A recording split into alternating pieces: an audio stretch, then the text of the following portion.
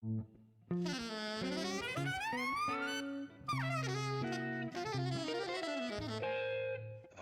Jazz.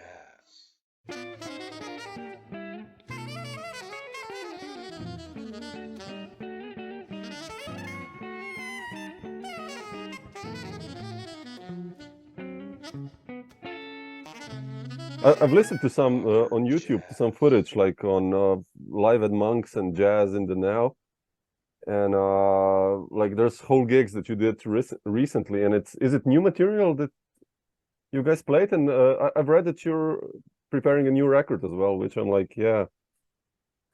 Yeah, there's new material. There's a new band. Emmanuel Michael's a great guitarist who's actually still a student of mine at Manhattan School of Music. Oh yeah, I wanted to ask you about he these comes guys. from, Yeah. Okay. Yeah, he comes from South Dakota originally. Wow. And yeah, just really fantastic player, and he's unique. Yeah. I hear a lot of interesting influences, but they all make up a unique voice. So, and J.K. Kim I've known for a good while, and I've always wanted him to play in my band, or play with him on a more regular basis, I should say. This is our band, I shouldn't say my band, but he's from South Korea originally, but he went to Berklee College of Music, and I met him. We were both on the same record. It was during the pandemic, so it was like overdub, but I remember hearing him playing with him on this record, and really enjoyed his playing. So and the bass player that was on the Monks was another student of mine, Rafael Enciso. I think he's from from Ithaca originally. He went to school in Rochester at Eastman, and just graduated from Manhattan School of Music. Was also my student the past 2 years, just graduated. And he was subbing for actually the bassist that's normally in that quartet is Kanoa Mendenhall. Okay. And I know her originally from the Bay Area, from when she was like a little girl, actually, at the Stanford Jazz Workshop. But I've seen her grow up and become just an awesome player. And she has a unique sound as well as a bass player. And I really love her patience and her sense of listening, and her support. Like she's super rock solid. So yeah, that's the group. And fantastic. And yeah, we recorded a record in May. It'll be coming out on Cellar sometime in the late winter. Did you write new music actually, or say what? Did you write new music? I mean, did you compose new stuff? I wrote some new music. Well, I wrote some new music. Not all of it. None of the really new stuff is going to be on this record, interestingly enough. Oh, okay. I'm trying to think. Let me get the song list, because I've been kind of all over the place with it. The thing is, I've got like 3 other recordings under my belt that are kind of on hold that were recorded like before this yours. band. Wow. Okay. Wow. Yeah, no. There's one. Let's see. Yeah, there's 2 new songs of mine. Okay. But there's 2 songs from Emmanuel, the guitar player, that I had to include in this group, because just the sound, his writing and his sound I think it really captures some of the best sides of this particular group. And Kanoa wrote the song also that I think is really great. And then I picked some other songs that are just that I've played throughout the years that I've loved and I thought would be great. So we had our first meeting as a group in January this year. And I decided, just for whatever reason, to videotape the meeting and have it recorded. And for that I just chose a bunch, and a bunch of songs that were on that recording ended up being what we recorded in May, just because I loved the way we played those songs. And so, there's a song called Back Home by Julian Shore. Yeah. There's a song by Julian Lage called Ryland that he's recorded himself a couple of times, but I remember super loving that song. There's a song by David Berkman called Blue Poles. Let me see, what else do we have here? ESP we do by Wayne Shorter, our own version of that. Oh, there's another song, actually I should say 3 songs of mine that are new. A song called The Nomad. So nice, interesting set list. Wow, it's nice that you chose the tunes also by your contemporaries, you know, like Julian and I mean David Berkman. He's a little bit older, but still, you know, he's such a composer, man. You know, I love his work. Yeah, beautiful. That's nice. So we'll see. Looking forward to this. We'll see how that does. How did you approach the writing, by the way? I mean, did you, you know, I've loved your writing, like since the first record, that first tune beginning of a happy endless, what was it, Monday? Endless happy Monday. I love you, you know, and throughout your career, you're such a great composer besides a player. But did you write specifically for this group, knowing that it's these guys? And how do you approach usually, like, writing a composition, you know, piano or like? I haven't been lucky in, well, I shouldn't say lucky, I shouldn't bring luck into it, but I just haven't had the pleasure of writing for a particular group. I mean, I've arranged some already written songs for big band, which is kind of sort of halfway there, but not really. I've written songs with a particular band in mind that didn't end up playing it, so the song just ended up being in my repertoire. But I kind of write, I guess the one exception for that is for my group, Pluto Juice. Okay. Everything we play in that group was written for that group and for that personnel. Okay. But for my quartet or my acoustic records, I end up having a pull. I mean, I have a bunch of tunes that have never been recorded, or so I think, you know, I know who the personnel is, and I look through that list and I kind of match it up that way. But I'm also always, at this point in my life, I'm really open to hearing stuff that's not by me. There's so much that I like that's not by me, you know. It's not by my own pen. Like, for example, these 2 songs by Emmanuel, like, are 2 of some of my favorite songs I've ever played. So, and it's not like because they're super complicated. They're just simple, and they really bring in a very strong vibe and atmosphere that's just beautiful. Very different than I would have written. So there's so many voices out there in composition. The record I did, Gratitude and Peace, were sort of examples of that, where there's so many, like Ennio Morricone. I can't write like that. Okay, but like one of the greatest melody writers in the world. Why don't I take something like that for a ride for a change? You know. So, and again, there's these songs by Julian Shore and maybe Julian Lage and David Berkman and Emmanuel and Kanoa that people probably don't know, whose songs to me touch me. Yeah, that's important too.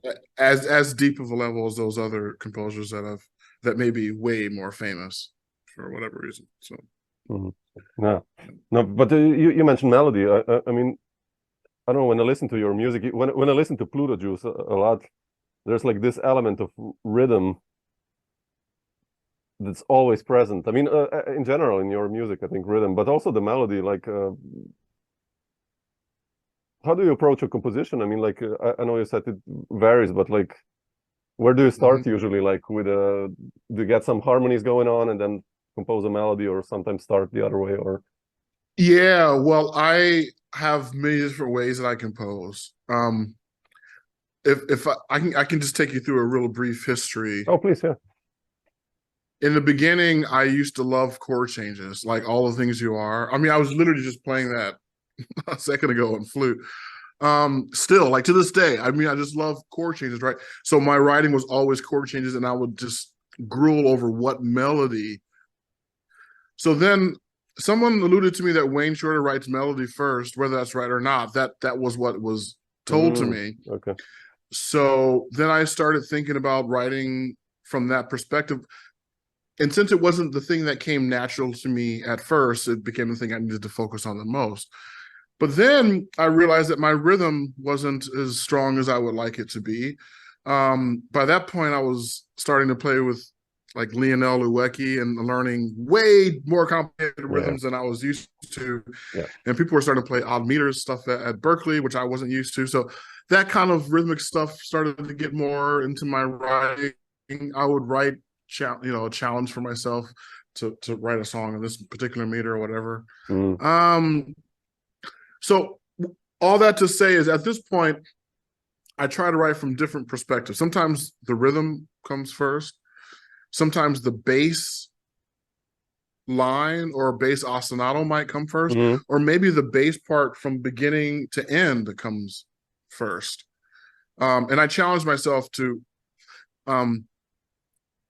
put myself into different, to different boxes, if you will, or different restrictions, if you will. I think that's the word I'm looking for. So the method that I like the results the most from are literally just writing one melody from beginning to end with nothing else in mind. No harmony, no bass, nothing. Just have the melody be a nice, beautiful, singable melody by itself. And then I write another melody, which is the bass note or whatever, second voice, I call it, second melody. And then if they sound good just like that, then the third time I'll go and fill in the harmony. And I always like the result of that, but I don't always write that way. I purposely, because I each method that I write produces similar results. So I have to always mix it up. Sometimes I might write a rhythmic form idea first, and then put in all the other stuff later, That's smart also, yeah. So there's 1,000 different ways to really go about it, but and sometimes I'll take drum loops, like they have these Eric Harland loops from Loop Loft. There's all these weird ones, like the ones that are in 7/4 are fucking out. I mean, like I don't even know what the hell is happening. But then I end up writing a song to that, and then actually, there's one I wrote that I still can't even play because it's so hard. But having something that's kind of a groove oriented, already written, and then writing to that. I mean, it's then I write on different instruments. I mean, I've written tunes that are that are on my bass first. Where I sing a bass line and I sing the melody kind of after that. There's a few songs that are written that way. So, and then secondly, I love. It doesn't happen a lot, but I love collaborating with people if they have the time. To compose, I've collaborated most with Philip Dizak. We've written a whole handful of songs. Oh, really? Okay. Only only one's ever been released, but and he wasn't on it, so it was a trio song that I did. But at some point, I just saw him 2 days ago. I hope we get a chance to record the stuff we've written, but you know how it goes. So. Oh, beautiful. Yeah, and it's good to hear different ways. I mean, sometimes I compose music and I'm like, write the 7/4 tune and I'm like, shit, it's another one of those. With like gang gong, it's like, okay, should we keep this or not, or like, okay, or I don't know. I will say I have a hard time throwing away anything. So I would take a song like that and be like, okay, so now how can I make this like, what can I do to make this like not like the others, And then that becomes actually sometimes you'll just obsess over that for like hours before something finally comes. You got to leave it away, put it away for a couple of days or whatever. But I like challenges like that though, because that's happened a lot. But then I'm like, okay, here's another fucking swing tune with nice changes. What I'm going to do, It's like, exactly. What I'm gonna do with this. But it's a good way. I mean, like good ideas, like about form. I've never approached it like that. I mean, that you have a 7/4 tune, and then you would say like, okay, shit, it has to be like 9 bars only, because then immediately destroys the perception you had or whatever, like, or yeah, I'll try that. I'll dig out some of the old shit and that I thought was useless. Yeah. But you know, you mentioned it just needs sometimes a song just needs an older version of you to compose it. Yeah, man, that's for sure. Yeah, I look at some of the tunes composed like 20 years ago. I was like, man, I knew how to play that, or you know, like damn. Yeah. Like, but Dayna, you mentioned you know the Bay Area, and you're coming from San Francisco, and how did I've read somewhere this guy like Sonny was so important for you, but like what was the main trigger for you to start playing jazz? Actually, I mean, did you have like a moment that you heard a record, or you know what was the story there for you? Well, my grandfather played jazz around the house, but it wasn't until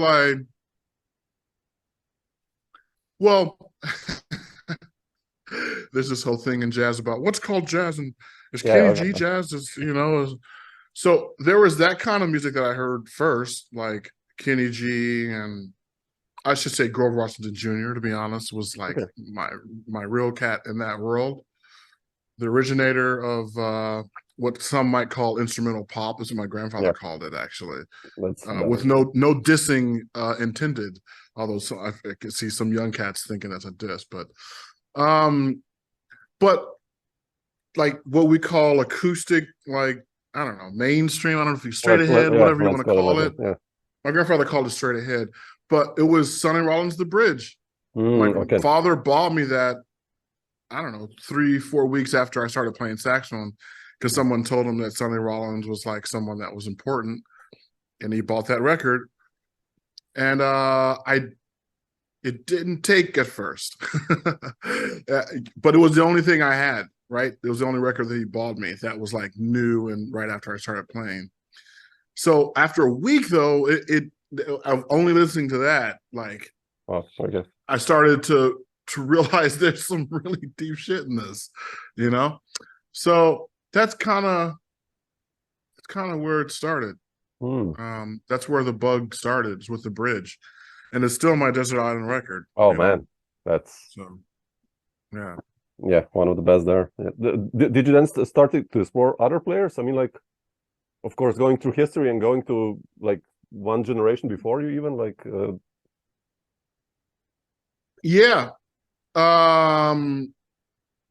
well, so my dad did listen to other people in jazz, and he would make these mixtapes that were pretty kind of all over the place, actually, but really, really interesting. Like it'd be Benny Goodman, then Roy Ayers, and then like, you know, Count Basie. And it was just like kind of all Led Zeppelin, just kind of all over the place. All good stuff. But I think it's hard to. Oh, I remember he got the record Monk and Train. And I was already really into Sonny at that point.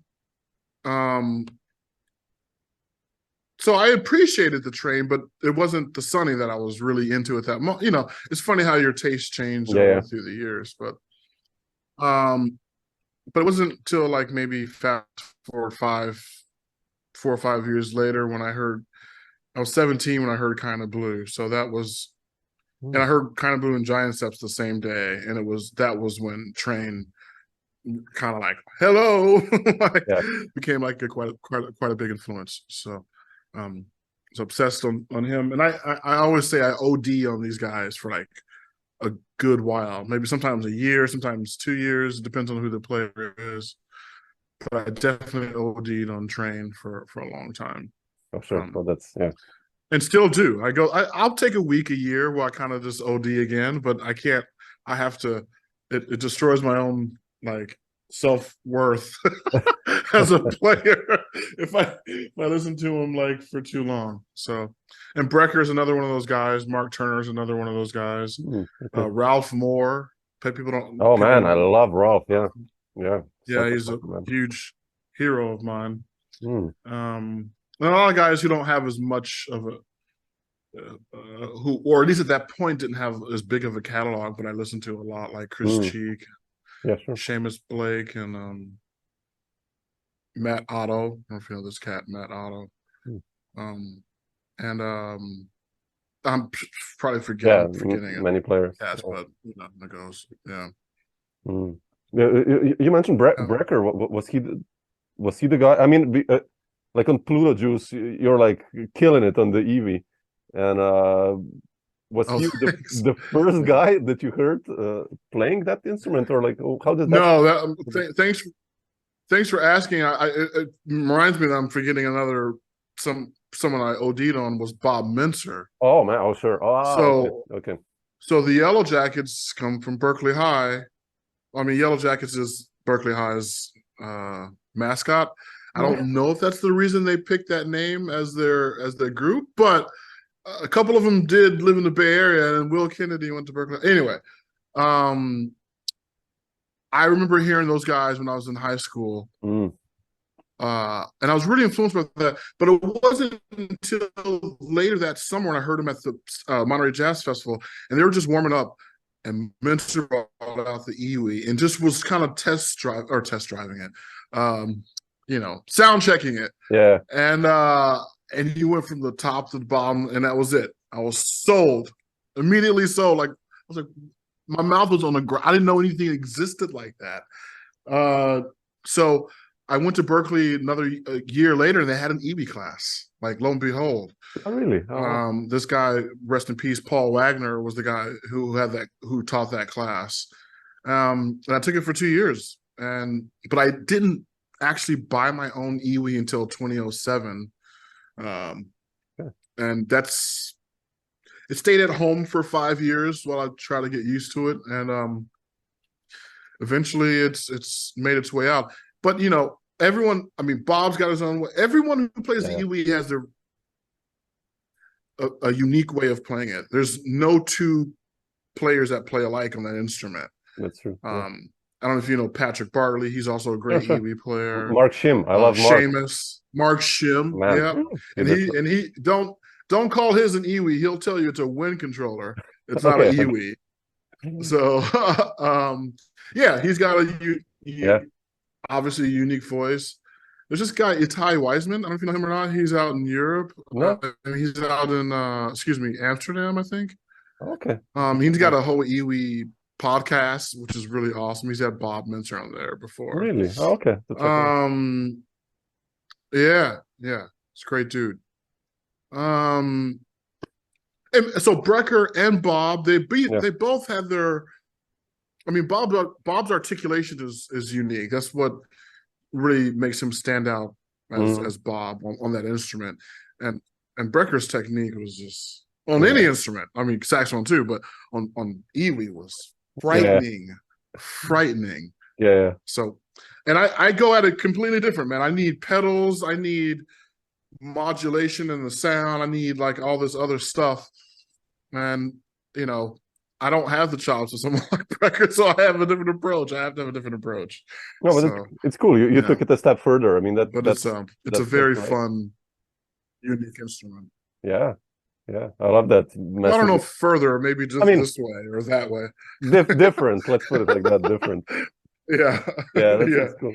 But you mentioned Berkeley, right? Like, I mean, your generation of players is scary, actually. I've spoken to Jaleel Shaw, and there's Kendrick and all these incredible guys. And what was the main trigger to go to Berkeley, actually, from the West? And then what was the first reaction when you came there? I mean, well, my intention was to go to New England Conservatory. Oh, okay. And I had gotten a partial scholarship to go to New England Conservatory. And then I applied for the scholarship to go to Berkeley on a whim, and I got a full ride. And my mom said, "You're going to Berkeley." So that's how it happened. But so I was a little disappointed. It was around the corner from New England Conservatory, so I still had friends and roommates that actually ended up going there as well. But I think at the end of the day, after a year or so, I realized Berkeley was actually probably the better place for me to have gone. Met a lot of people, was exposed to more than just jazz. Composition, I had some great composition teachers there. Ensembles were awesome. I went through all the saxophone faculty that taught there. Oh, that's great. Because I really wanted to get as many perspectives of the instrument as possible. So yeah, man, it was at the end. I met Hal Crook, who was kind of still my guru.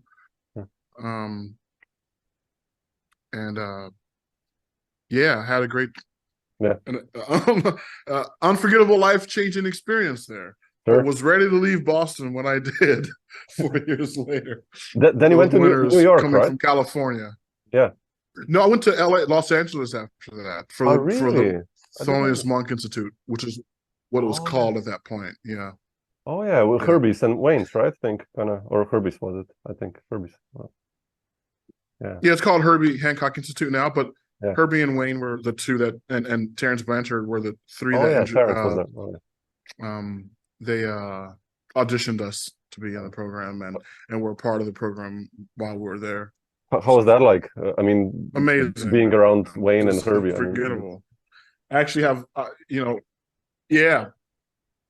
actually just found some mini disc, if you remember those things, of our time with Herbie and Wayne. I recorded a lot of our experience, just, a mic in the middle of the room or whatever.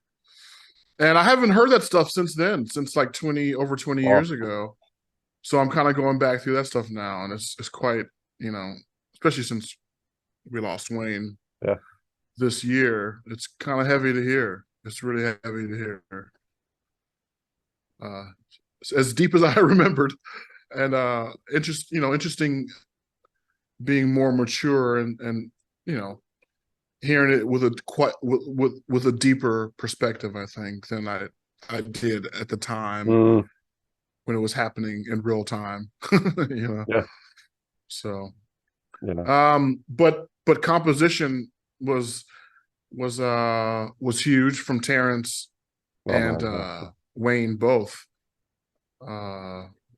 Just seeing the way they composed and Terrence gave us a lot of amazing assignments that I still use today, like write a tune in 30 minutes. 30 minutes, you got to be done, like just little exercises like that. And this being thematic and just all the great compositional tools that one could imagine, but also bringing that stuff into the improvisation world. And how they feed off of each other, really. Yeah, man, it was an unforgettable experience, and performing and hearing. We made a record with those guys, but it never came out. I don't know if it ever will. Probably never will. But what, with Herbie and Wayne? Just being in the studio with those guys. Yeah, and Terrence as well. Yep. Really? Oh man. Yeah. Yeah. Yep. We'll see what happens. Yeah.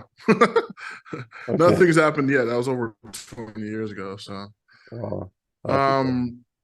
but seeing them in the studio and that situation and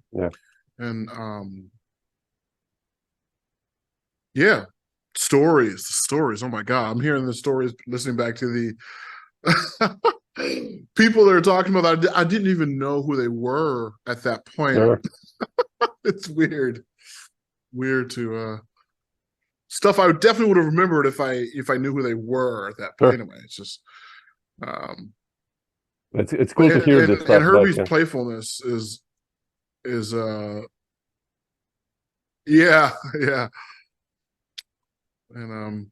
the way Herbie is super playful and always in the moment and having fun with and also being also for as someone playing with him challenging because he hears everything.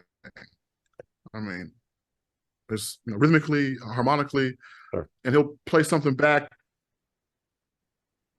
in response to what you played, and you're like, "What?" And the response kind of throws you off I just remember that happening a lot, like just being overwhelmed by the conversation, Yeah. the musical conversation that was happening with Herbie.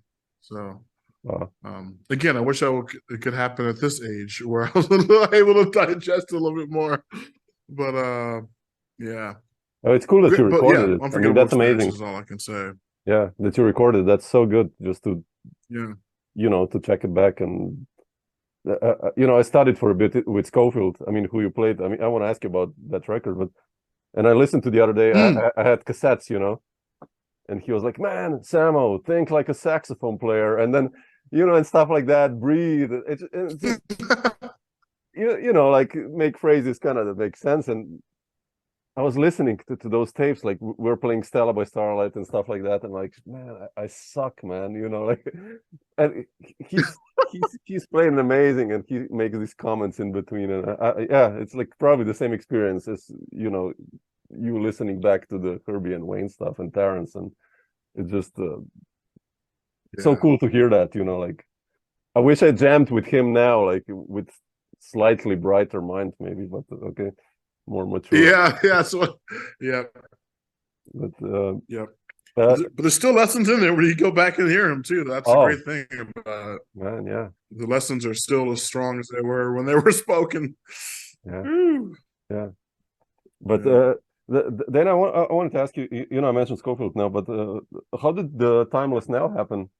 And that record, and it's just like already, of course, Taylor, Ben, and Eric, that's already like the cream of the cake, but then you added Scofield. Yeah. What's the story behind the record? I mean, how did it begin? Yeah, well, Scofield taught at the Monk Institute when I was there. Oh, really? I didn't know that. Okay. Yeah, so that's where I met him. I mean, I first encountered him as a play. Actually, I was just thinking about this the other day, funny enough. I actually first, again, it was one of those moments when you're so young, you don't know who you're listening to. Another one of the first records my dad bought me after The Bridge was a record called Jerry Mulligan, Chet Baker Live, 1975 at Carnegie Hall. Oh, man, I love that record. That's a beautiful record, yeah. Me too. With Skull and so I thought, so fast forward, I don't know, 97, so summer 97. The only time I ever went to North Sea Jazz Festival with Berkeley High School, and Herbie Hancock's New Standard Band was playing. Oh, yeah, okay. So it was Breckers, G. Jeanette, Holland, Don Elias, and Scofield. So that, I thought, was the first time I ever heard Scofield. And I was blown away. I already knew I was coming to see Brecker and Herbie and the whole band, but I didn't really know, or it hadn't hit my mind who's going. So, man, I was blown away by that concert. Completely blown away by that concert. I was jumping out of my seat. I remember jumping out of my seat at that fucking concert. It was so amazing. And so when fast forward another whatever so many years, and Scofield comes as a guest at the Monk Institute, and that's when I first met him. And Uber Jam was out. That was the record that had just come out, I think, which I fucking love. I still love the hell out of that record. Yeah. And I know Adam Deitch, and he was in my first ensemble at Berkeley. So it was cool to see Adam on there. I knew Jesse. Was it Jesse Murphy? Yeah, Jesse Murphy's on that record, I think. So, I connected with Sco then. And then when it came time to do that record, I don't know, was that 2-3 years later? Are you recording? Is this going to be on like YouTube or something like that? Yeah. I usually leave the whole interview like that. It's like a video interview, so we're cool. We have a nice improv going on. So, all right, okay. Well, let's put it this way. I was afraid of asking Scofield at first, so I had someone else in mind for that record, and I asked them first, and they said no. Oh, wow. Okay. That's what I'm going to say. I'm not going to tell you who that was. Okay, we can talk about that later. Yeah, the after. But then I was like, okay, I guess, and then I guess I should, And then to my surprise, Sco was like, "Yeah, man, let's do it." And I was like, I was beyond honored. Wow. Like I had no idea it was even a pop. My friend told me, "Man, just ask him, just ask," you know. And I'm like, "What are you talking about, man?" It's like, you know. Anyway, Wow. so and he came, and it was really interesting. He didn't bring any pedals. It was him and a guitar, and maybe I can't remember if he used the amp that's at the studio, but no pedals. That was the Sco I had in my mind was, you know, use chorus sometimes and the overdrive, and it was totally clean. And I really loved it, but it was I will say it was unexpected at first. But and I look back and it's like, you know what? So eventually, obviously, I knew that Scofield was on that Jerry Mulligan record. I'm like, it's kind of taken back to that sound a little bit, you know, and I really, it's a special record, man. I really like his sound and his presence, and you know, he's the man. That's all I can say, man. And it kind of, you know, we did On the Trail on that record, on the original one. And that's, again, hearkening back to the bridge. That's that quartet vibe with guitar. Which, again, if you want to fast forward to today, that's what this new quartet's also harken back to that guitar quartet. It's a little bit more of an intimate sound, I feel. No offense to my big pile of piano player friends that I know out there, but I really, really dig the intimacy of having a guitar. Yeah, it's a nice combo, sax and guitar. I love that. Yeah, it's almost like having, yeah. So yeah, man. Yeah, no wonder then that you. I mean, since The Bridge is one of your most important records, I mean, because you seem to have a really strong connection with guitarists. I mean, you've done many records, you know, with Sco and Julian Lage, obviously, and now the Emmanuel on the new one, and the previous records as well. So it's a nice Mike Moreno's on one. Yeah, it's beautiful. Yeah, and all of these guitarists are so different, so it's a different mesh always. I like that when hearing you with different Andrew Marzotto and Pluto Juice. Yeah, you know? Exactly. Yeah, beautiful. But that's really bad too, man. I know. I listened to it. Yeah, beautiful playing. But you know, I really like Emmanuel. Like, looking forward to hearing him more, because he has, like, you know, some of Lionel Lueke there, and some almost Frizzell, and like lots of different vibes going on. But he still has his own sound, and like, curious. Looking forward. His time feel is what's really intriguing to me. Beautiful. Yeah. Beautiful playing. Yeah. But Dayna, you mentioned all your piano friends, and you know, you had a chance to play with some of the greats, and you know, Kenny Barron and David Berkman. Like, how did the story with Kenny happen, and David also? I mean, like, you know, they're one generation older than you, or Kenny obviously more, obviously. Well, funny enough, there's a connection with Kenny and David. I'm trying to think. Kenny, I'm pretty sure I met Kenny. Oh yeah, I met Kenny at the Stanford Jazz Workshop. I think it was maybe 2000 or 2000, or maybe it was 99. It was 99 or 2000, one of those 2 years. And I was a student kind of counselor there, and I was able to be in an ensemble. And actually, I think, Taylor Eigsti was in that same combo, and Jonathan Finlayson was in that same combo. Wow, and Kenny Barron was our director, or was our combo director, I should say. So that's where I met him.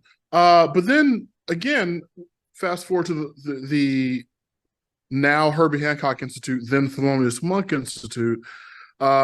We also had Kenny for a week there. So I got a chance to meet him there again. And then when I moved to New York, he was then teaching at Manhattan School of Music, and he was teaching Gerald Clayton, if I'm not mistaken. And when I moved in to New York in 2004, I had mentioned to Gerald to give Kenny a hello.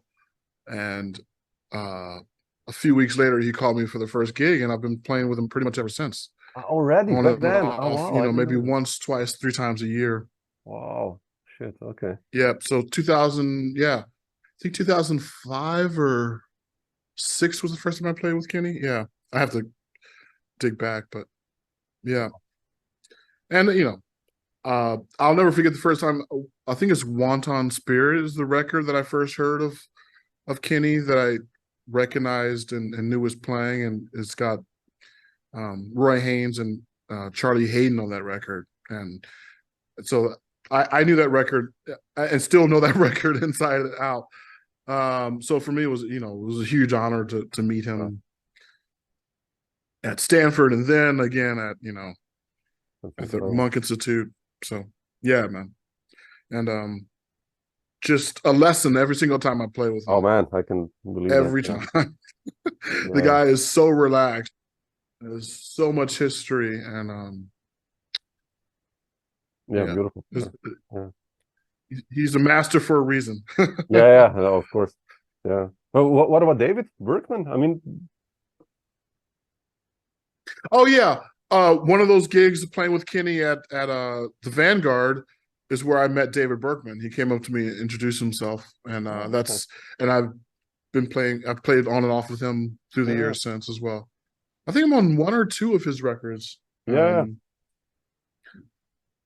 not sure. I like that one with Brian Blade and those guys. That's such a beautiful one. I mean, yeah. I mean, anything with Brian for me, it's like that's yeah. I listened to the new Fellowship record they did now, like with Myron and basically Melvin Butler. I think like Rosenwinkel, Chris Thomas, the original lineup, and it's killing, man. It's like you have to check it out. It's new? Yeah, like it came out in July. It's amazing, really amazing. Oh, I totally missed that. Wow, all right. Really check it out. Like the tunes Brian wrote, it's like really, man, and how he plays, of course. I mean, you've played with him, obviously, so yeah, not enough, but yeah. Yeah. Another cat I've OD'd on for sure. Yeah. But what I checked the list of drummers you played with, and I think it includes, I think, all of the most important drummers there are. But like you played like with Al Foster and Bill Stewart, Thane, and all these guys, but especially Al. Being the older generation, how was that experience like for you with Al? Man. Unforgettable, man.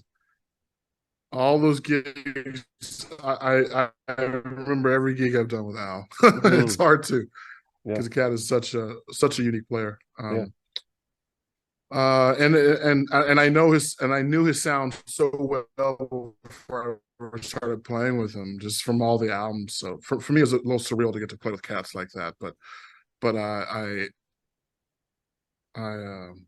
I cherish every second, every beat. You know what I'm saying? Yeah.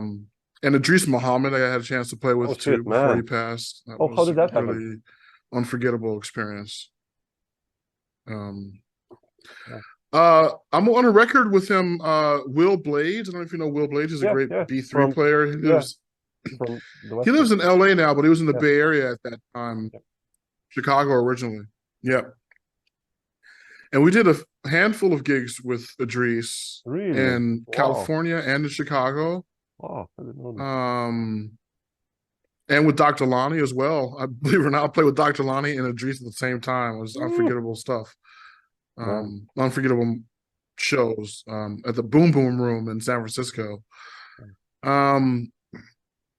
So yeah, man, that guy was what a beat. I'm sorry, I'm trying to swear because I didn't realize you're recording this for YouTube, but what a heck beat.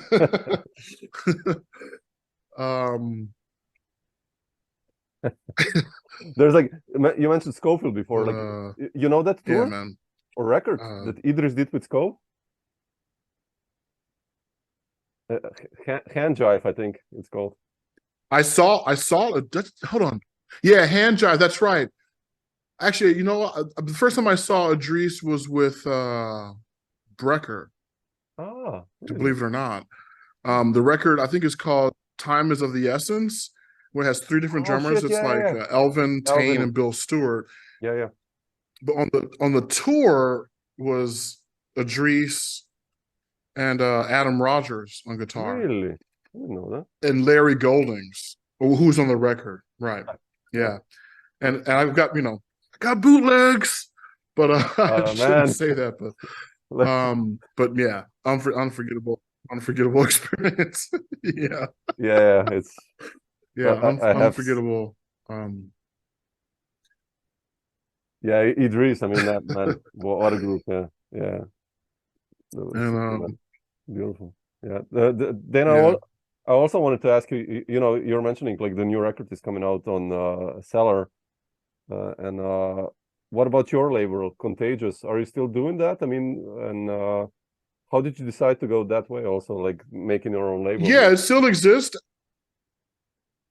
Yeah. Well, there's a lot of work that goes into making a record. There's a lot of stuff I'm doing these days. And for this particular record, I wanted to put all of that work into someone else's hands. And I've liked what Cellar's been putting out for a while. So, well, they're putting out a lot of stuff all the time, actually. Yeah. But there's a lot of records I've seen and actually have been on that they've put out that I really appreciate. I've appreciated their support and how they've done things. So the opportunity came along and I jumped on it. Now, with that said, Contagious Music still exists. And actually, what month tomorrow, September, not today, but there's another, actually, I should say next month, the month after next, I should say in October, the 13th, if I'm not mistaken. I could be wrong on that. I need to look, but is Billy Moeller is a bass player. I don't know if you know Billy Moeller is out of LA, out of Los Angeles. And he's put out his second record on Contagious Music, called Ultraviolet. Oh, check it out. So, and it's got Shane Inslee, Chris Speed, okay, and the great Nate Wood on drums. Wow, man. Okay, so that's good. Yeah, and that's actually the third record with that particular group. Really? The second on Contagious Music, though. The first, well, his first record on my label came out last year. Is called Anatomy. Same group, with Shane, Nate, and Chris. And yeah, it did really well. I'm really happy with the way it came out. And Billy insisted about that the third installment of this group come out on the label as well. So yeah, it's actually the first track is already released. Really? And you can stream it now. It's a killing band, as you can imagine. Oh, and Billy's a fantastic bass player. Actually, Billy's been subbing for the past year in Pluto Juice as well. He's also a killing electric bass player as well as an upright player. So, yep. So yeah, both exist, and maybe sometime in the future, some of the other records that I've already got in the can, maybe they'll come out on Contagious, or I'm not in a rush. So yeah, sure. We'll see how it goes. Beautiful. Just you know, to kind of round it up, not to take more of your time, like what's still on the schedule for you for the upcoming months this year? I mean, have any plans touring wise coming to Europe as well, or like as a sideman or a band leader? Or